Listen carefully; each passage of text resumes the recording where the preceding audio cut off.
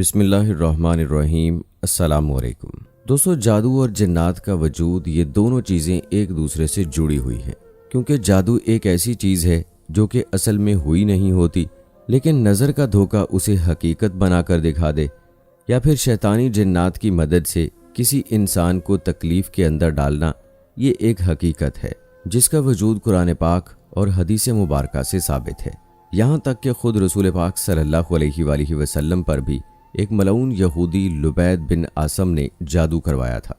اور آپ صلی اللہ علیہ وآلہ وسلم اس وقت کے اندر چیزوں کو بھولنا شروع ہو گئے تھے۔ آپ کو لگتا تھا کہ میں نے یہ کام کر لیا ہے، لیکن اصل میں آپ نے وہ کام نہیں کیا ہوتا تھا، اور حضرت جبرائیل علیہ السلام اور حضرت میکائیل علیہ السلام نے آ کر آپ کو جادو سے متعلق آگاہ کیا، اور اس کنویں کی بھی نشاندہی کی جہاں پر یہ جادو کی چیزیں موجود تھیں۔ اب یہاں پر سوال یہ پیدا ہوتا ہے کہ شیطانی جنات انسانوں کے اس کام کے اندر مدد کیوں کرتے ہیں؟ تو اس کا جواب یہ ہے کہ جنوں کے اندر بھی مسلمان اور کافر جنات کی کیٹیگری شامل ہے۔ یہ کافر جنات، جن کو شیطان بھی کہتے ہیں، انسانوں کے دشمن ہیں، جن کا آقا اور سردار ابلیس ہے۔ اللہ پاک نے جنات کو غیر معمولی طاقتیں عطا کر رکھی ہیں، اور اگر کوئی انسان ناپاک یا کافر ہو تو یہ انسانوں کو تکلیف بھی پہنچا سکتے ہیں، اور یہ ایسا اس لیے کرتے ہیں کیونکہ انہیں اپنے آقا ابلیس کی طرح انسانی نسل سے حسد اور نفرت ہوتی ہے، اور انہیں لگتا ہے کہ جنات کی مخلوق انسانوں سے بہتر ہے۔ اللہ تعالیٰ کے فیصلے کے خلاف جا کر انسان اس زمین پر بسے گا اور زمین پر میرا خلیفہ ہوگا۔ اس فیصلے کے خلاف بغاوت اور انسانوں کے خلاف نفرت کا بدلہ یہ ایسے لیتے ہیں کہ جو بھی انسان کسی بھی طرح کا کفر و شرک کرے، ناپاک رہے، فحاشی پھیلائے، شیطان کے نام کی قربانی کرے، اللہ کی عطا کردہ اپنی جسامت کو بدلے، یا اللہ کی مقدس تعلیمات اور اس کی کتاب کی توہین کرے، اس کا مذاق اڑائے،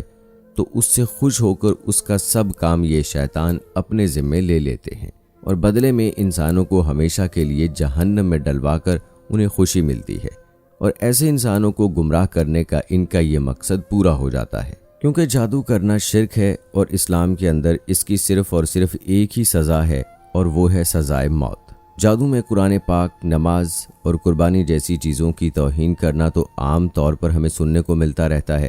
لیکن اس بار حج کے موقع پر میدان عرفات کے اندر، جہاں پر رسول پاک صلی اللہ علیہ وآلہ وسلم نے اپنا آخری خطبہ مسلمانوں کو بیان کیا، یہاں پر ایسا واقعہ پیش آیا جو دنیا کے کسی مسلمان کے وہم و گمان میں بھی نہیں تھا، کیونکہ سعودی حکومت کو حج کے بعد میدان عرفات کی زمین سے ایسی چیزیں ملیں جنہیں عام طور پر جادو کے لیے استعمال کیا جاتا ہے، مثلا سر کے بالوں کے گچھے، شیطانی تعویذ، انسانی جسم کو دکھانے کے لیے گڑیا، جس کے جسم کے اندر جگہ جگہ سوئیاں لگی ہوئی تھیں۔ اس سامان کے اندر سے ایک آنکھ بھی ملی جسے انگوٹھی جیسی کسی چیز کے اندر لگایا ہوا تھا۔ یہ سب چیزیں مثلا کسی انسان کے ناخن، سر کے بال جو کہ کسی انسانی جسم کا حصہ رہے، انہی کے ذریعے جادو ہوتا ہے،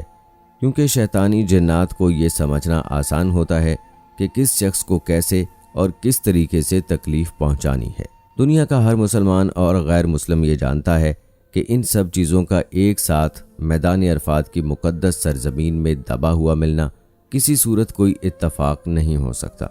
عام طور پر اس طرح کی چیزوں کو کسی شخص پر جادو کرنے کے لیے یا اسے تکلیف پہنچانے کے لیے انجان اور ویران جگہوں، مثلا قبرستان یا جنگلات وغیرہ کے اندر رکھا جاتا ہے، تاکہ کوئی بھی شخص وہاں پر پہنچ نہ پائے۔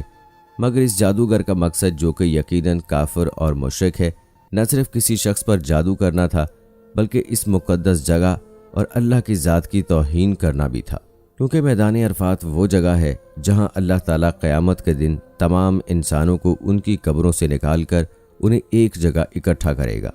ان کا حساب کتاب شروع ہوگا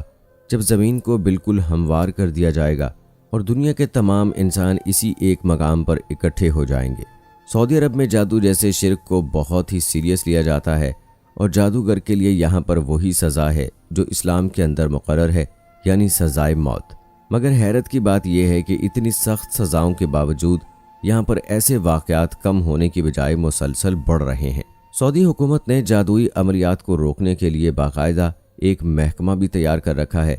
لیکن شیطان کے پجاری سب سے زیادہ اسلام کی مقدس جگہوں کی توہین کرنے کے لیے مکہ اور مدینہ جیسی مقدس جگہوں اور زیارتوں پر یہ جادوئی عملیات کرتے ہیں، اور اس بار میدان عرفات کی توہین کر کے شیطان کو خوش کیا گیا، کیونکہ شیطان جتنا زیادہ ان جادوگروں سے خوش ہوگا اتنی ہی زیادہ ان کی مدد کرے گا۔ حقیقت یہ بھی ہے کہ کفر و شرک ہونے کے باوجود کسی پر جادو کرنا کوئی آسان کام نہیں ہے۔ اللہ تعالیٰ نے جادو کو انسانوں کی آزمائش کے لیے اس دنیا میں بھیجا، جس کا ذکر سورہ بقرہ کے اندر موجود ہے کہ باب العراق کے اندر 2 فرشتوں ہاروت اور ماروت کو یہ علم دے کر انسانی شکل میں اس دنیا کے اندر اتارا گیا، اور یہ بھی کہ اللہ کی مرضی کے بغیر یہ جادو کسی بھی شخص کو کوئی نقصان نہیں پہنچا سکتا۔ شیطان جو کہ انسان کا ازلی دشمن ہے، جادوگر اس سے اس کا کام کروانے کے بدلے ایک معاہدہ کر کے ایسی شرطیں رکھواتے ہیں جو اسے جہنم کی طرف لے جاتی ہیں۔ مثال کے طور پر شیطان جن کہے گا کہ تمہیں تمہارے کام کے بدلے میں سورج، چاند، ستاروں وغیرہ کو سجدہ کرنا ہوگا، شیطان کے نام کی قربانی پیش کرنا ہوگی، 1 سال تک تم نے غسل نہیں کرنا، یعنی پورے 1 سال تک اگر وہ غسل نہیں کرے گا تو نماز بھی نہیں پڑھے گا، اور نماز چھوٹ گئی تو کافر ہو جائے گا۔ ماں، بہن، بیٹی سے زنا کروانا، حرام چیزوں کو کھانا، قرآن پاک کی ایسی توہین کرنا کہ یہاں پر بیان کرنا ممکن نہیں، یعنی ہر وہ کام جو اللہ کے غضب کو دعوت دے۔ سورہ شعراء کے اندر اللہ پاک ارشاد فرماتے ہیں، کیا میں تمہیں بتاؤں کہ شیطانی جنات کس پر اترتے ہیں؟ وہ ہر ایک جھوٹے گناہ گار شخص پر اترتے ہیں۔ شیطان نے سرے عام یہ کہا تھا کہ اے اللہ تیری عزت و جلال کی قسم، میں ان سب انسانوں کو قیامت تک کے لیے بہکاؤں گا، انہیں گمراہ کرتا رہوں گا۔ اور اللہ تعالیٰ نے بار بار انسانوں کو یہ بتایا کہ شیطان سے بچ کر رہنا، یہ تمہارا کھلا دشمن ہے، اس کے پیچھے نہ لگ جانا۔ لیکن بدلے میں انسانوں نے کیا کیا کہ انہوں نے الٹا شیطان کے ساتھ معاہدے کرنے شروع کر دیے۔ وہ انسان جس کو عقل و شعور جیسی نعمت عطا کی گئی، وہ ان تمام چیزوں کو پڑھ کر بھی اللہ تعالیٰ کی نافرمانی کرے تو آپ خود سوچیں کہ اس کی آخرت میں کیا سزا ہوگی۔ شاید آپ یہ بات جانتے ہوں گے کہ اگر کوئی جادوگر ایک بار شیطان سے معاہدہ کر کے اس سے جان چھڑوانا چاہے یا پھر توبہ کرنے کی کوشش کرے تو یہ بہت ہی مشکل کام ہے، لیکن ناممکن نہیں، کیونکہ یہ جنات باقاعدہ اس انسان کے دشمن بن جاتے ہیں۔ حضرت ابو ہریرہ رضی اللہ تعالی عنہ سے مروی ہے، رسول پاک صلی اللہ علیہ وآلہ وسلم نے فرمایا کہ ہلاک کر دینے والی ان چیزوں سے بچنا، اللہ کے ساتھ شرک، کسی پر جادو کرنا، کسی کو ناحق قتل کرنا، سود کھانا، یتیم کا مال کھانا، میدان جنگ سے فرار ہونا، اور پاک دامن عورتوں پر برائی کی تہمت لگانا۔ دوستو، آپ سب کے لیے یہ بات جاننا انتہائی حیرت کا باعث ہوگی کہ جادو کا علاج خود جادو سے بھی ممکن ہے، جو کہ حرام اور شیطانی طریقہ ہے، اور اللہ کے رسول حضرت محمد صلی اللہ علیہ وآلہ وسلم نے اس طریقہ کار سے منع فرمایا ہے۔ قرآن پاک کے اندر جادو کا علاج اس طرح سے موجود ہے کہ آیت الکرسی، چاروں کل کی صورتیں، یعنی چاروں کل پڑھ کر خود پر دم کر لینا یا پھر پانی کے اوپر دم کر کے اس پانی کو پی لینا، یہ جادو کے اثر کو ختم کرنے کا سب سے بہترین علاج ہے۔ اس کے علاوہ سورہ بقرہ کی تلاوت نہ صرف جادو کے اثر کو ختم کرتی ہے بلکہ شیطانی جنات کو دور بھگاتی ہے۔ یہ شیطانی جنات اس گھر کے اندر داخل ہی نہیں ہو سکتے جہاں سورہ بقرہ کی تلاوت کی جائے۔ آسان الفاظ کے اندر وہ قرآنی آیات جن کے اندر اللہ کی بڑائی بیان کی گئی ہو اور اس سے مدد طلب کی جائے، تو ایسی آیات شیطانی جنات کو بھگانے کے لیے کافی ہیں، کیونکہ یہ شیطانی جنات وہاں پر جاتے ہیں جہاں پر ان کے رہنے کے لیے سازگار ماحول ہو، اور وہ جگہ ایسی ہو جہاں پر اللہ کا ذکر نہ ہوتا ہو بلکہ کفر اور شرک ہوتا ہو، اور جس جگہ پر اللہ کا ذکر ہوتا ہے شیطانی جنات وہاں سے کئی میل دور بھاگ جاتے ہیں اور دوبارہ اس جگہ پر کبھی نہیں جاتے۔ اللہ تعالیٰ سے دعا ہے کہ اللہ پاک ہمیں نیکی کی ہدایت دے اور نیک راہ پر چلنے کی توفیق عطا فرمائے۔ آمین ثم آمین۔